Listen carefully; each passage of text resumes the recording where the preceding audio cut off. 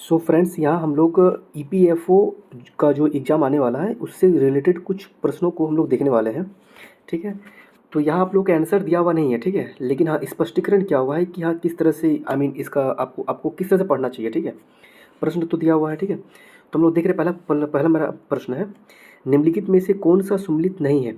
देखिए एक बात सुनिए, जैसे कि सॉरी न्यूनतम मजदूरी अधिनियम, ये जो है 1948 में आया था, ये तो सही है। ठीक है, मातृत्व लाभ अधिनियम 1961 में आया था, ये भी सही है। लेकिन बोनस अधिनियम का जो भुगतान है ना, ये 1971 नहीं है, ये 1965 है। ठीक है, 1965। ठीक है, और ट्रेड यूनियन अधिनियम जो है 1926 है। ठीक है, सो आप लोग देख लीजिएगा यहाँ पर। और भी है, जैसे कि कारखाना अधिनियम 1948 है। ठीक है, अच्छा एक सेकंड, सॉरी। हाँ, तो ये कारखाना अधिनियम 19, ठीक है, तो कारखाना अधिनियम अधिनियम 1948 है। ठीक है, अब नेक्स्ट हम लोग क्वेश्चन देखने वाले हैं। कार्यस्थल पर महिलाओं के साथ यौन उत्पीड़न अधिनियम के अनुसार निम्नलिखित में से किस कार्य को यौन उत्पीड़न में नहीं कहा जा सकता है। तो देखिए, अगर मांग और अनुरोध को अगर बात किया जाए तो ये तो है, यौन संबंधी टिप्पणी अगर करता ये भी है, खराब शारीरिक संपर्क भी, ऑफिस के केबिन में बैठना ऐसा कुछ नहीं है, ये प्रावधान में ऐसा कुछ नहीं है। ठीक है, सो आप लोग स्पष्टीकरण जो है पढ़ लीजिए। मातृत्व लाभ अधिनियम 1961 के बारे में निम्नलिखित में से कौन सा सही नहीं है। सॉरी, तो देखिए, यह सिर्फ सरकारी कार्यालयों में लागू है। देख लीजिए आप लोग, यह सिर्फ सरकारी कार्यालयों में लागू है तो नहीं, यह केवल उन्हीं कार्यालयों में लागू है जिनमें 10 से अधिक कर्मचारी होते हैं। हाँ, ये सही है। ठीक है, उसके बाद क्या है, यह अधिनियम गर्भवती महिलाओं कर्मचारियों को सवेतन मातृत्व अवकाश का अधिकार देता है। देखिए, ये जो सवेतन मातृत्व अवकाश है ना, ये पहले 12 वीक था। ठीक है, पहले 12 वीक था, याद रखिएगा, पहले 12 वीक था, अभी ये 26 वीक हो चुका है। ठीक है, 26 वीक अब हो गया है। ये बहुत इंपॉर्टेंट है क्योंकि इससे जुड़ा हुआ क्वेश्चन एक बार आ चुका है। ठीक ना, कि कितने महीने तक का था, तो अभी जो 26 वीक, पहले वो 12 वीक का था। ठीक है, तो इसका आंसर क्या हो जाएगा, टू। इसका आंसर, अरे भगवान, ठीक है, सो सॉरी। सो इसका आंसर जो है ये बी और ये डी हो जाएगा। ठीक है, बी और 2 और 3 हो जाएगा। ठीक है, फिर देख लीजिए। सॉरी, गर्भवती महिला कर्मचारियों को कितने हफ्ता का वेतनिक अवकाश पाने का अधिकार है।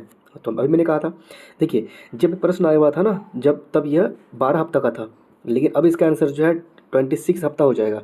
26 हफ्ता तो ये सही है, लेकिन 84 दिन जो है ये गलत है, ये मिस्टेक हो गया। सो 26 वीक इंटू 7 को आप मल्टीप्लाई कर लीजिएगा, जितना आएगा वो आंसर हो जाएगा। ठीक है, सो 5 नंबर क्वेश्चन क्या है, कार्यस्थल पर महिलाओं का यौन उत्पीड़न अधिनियम कब पारित किया गया था। तो यह पारित किया गया था 2013 में। 2013 में भी अगर कोई फिक्स डेट अगर लिख दिया जाए ना कि कौन सा डेट है, तो 9 दिसंबर हो जाएगा, 9 दिसंबर। ठीक है, फिर मेरा नेक्स्ट क्वेश्चन है, एक कर्मचारी जो एक कार्यालय में 1 वर्ष से अधिक समय से कार्यरत है, लेकिन उसके नियोक्ता द्वारा बिना किसी उचित कारण के उसे बर्खास्त कर दिया गया है, इस मामले को डैश के तहत सुलझाया जाना चाहिए। देखिए, अगर ऐसा कुछ भी है ना, तो ये औद्योगिक विवाद होगा।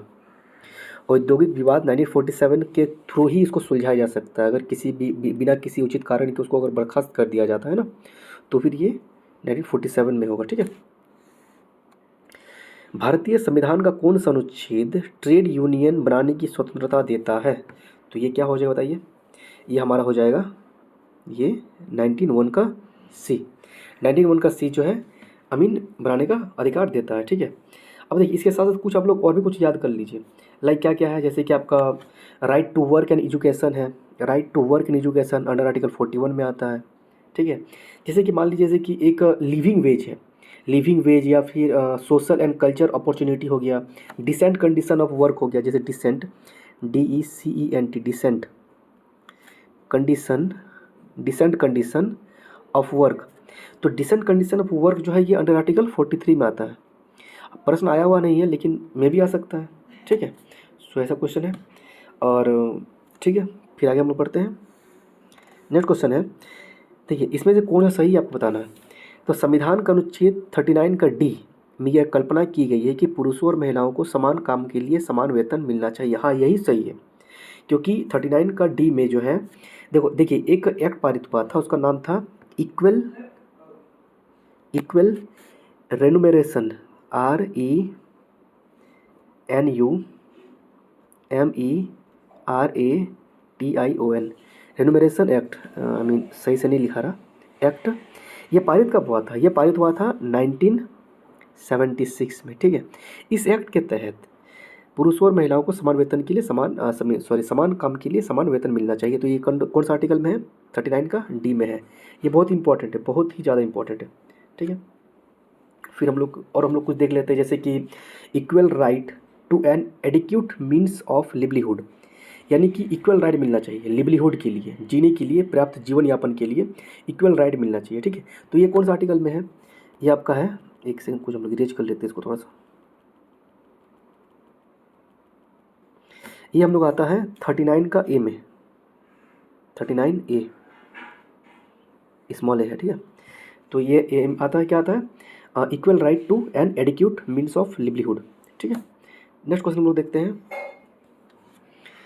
बाल श्रम निषेध और विनिमय अधिनियम 1986 के तहत एक बाल श्रमिक के रूप में पात्र होने के लिए, देखिए जब 1986 की बात किया जाएगा ना, तो 1986 में जो है इसको कब किया गया था? तो ये 9 का ए हो जाएगा, 9 का ए, ठीक है, यानी कि 14 वर्ष, 14 ईयर्स वो अधिकतम आयु किया गया था, ठीक है। फिर देखिए, कर्मचारी भविष्य निधि योजना के निर्माण किसके लिए किया गया था?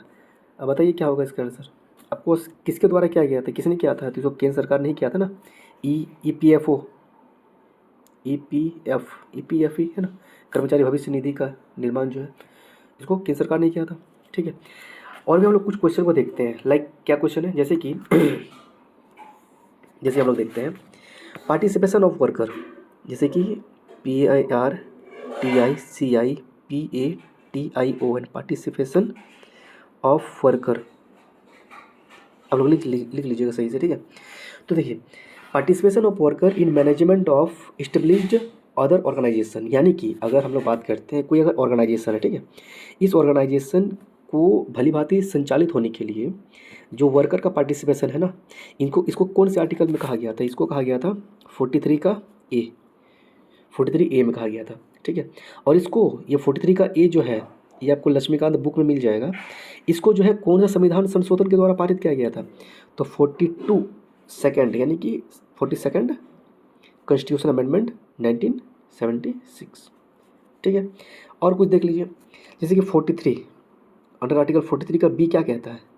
ये कहता है कॉरपोरेटिव सोसाइटी, यानी कि सहकारिता मंत्रालय, सहकारिता संस्था जो है, इसके निर्माण का बात करता है 43 का बी, ठीक है। तो ये 10 क्वेश्चन हम लोग हो गया। सो अगर अच्छा लगे तो लाइक, ठीक है, थैंक यू।